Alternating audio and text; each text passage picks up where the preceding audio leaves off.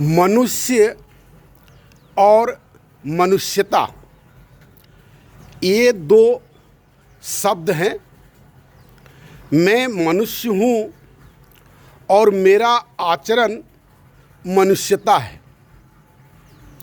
मनुष्यता बिना मनुष्य का संभव नहीं है, लेकिन मनुष्य बिना मनुष्यता का भी संभव है, क्योंकि मनुष्य बेसिकली एक अन्य जीवों की तरह एक प्राणी था। इसका मानसिक संरचना या मन में विकसित होने की भावना ने मनुष्यता का निर्माण किया, और वह मनुष्यता स्थानीय हुआ करती थी। धीरे धीरे जब विज्ञान का उदय हुआ तो वह मनुष्यता आर्थिक क्रियाओं से नियंत्रित होने लगा। मनुष्य स्थानीय नहीं रहा, मनुष्य ग्लोबल हो गया। आज अगर आप सोचें कि मनुष्य को हम बिना विज्ञान का बचा लेंगे, ये संभव नहीं है, असंभव है।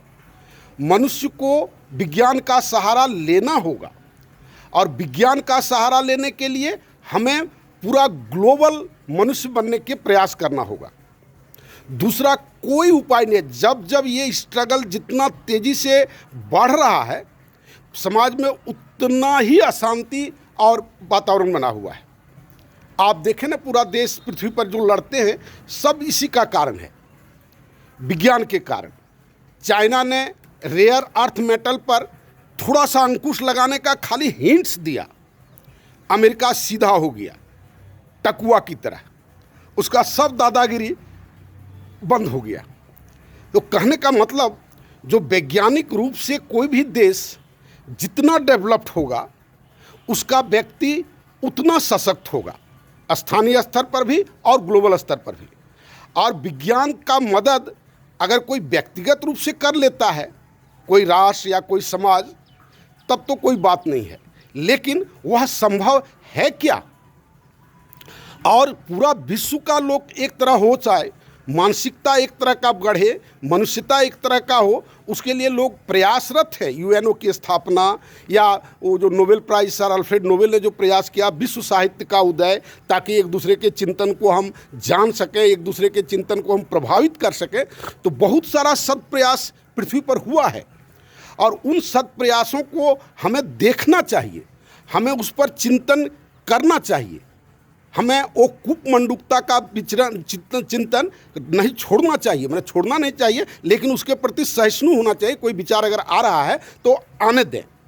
हमारा वेद में भी कहता है कि let the Nobel thoughts come from all sides, अच्छे विचारों को चारों तरफ से आने दें।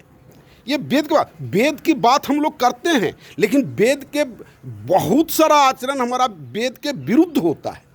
ये हमारी विडंबना रही है, जिसके चलते कि वेद के बारे में कितनी आलोचनाएं। हम सब श्लोक पढ़ते हैं, सब नीति वेद से ग्रहण करने का चेष्टा करते हैं, लेकिन हमारा आचरण उसके अनुरूप नहीं हो पाता है, क्योंकि हमारा जो सोशल सिस्टम है वो सोशल सिस्टम पुराना हो गया है।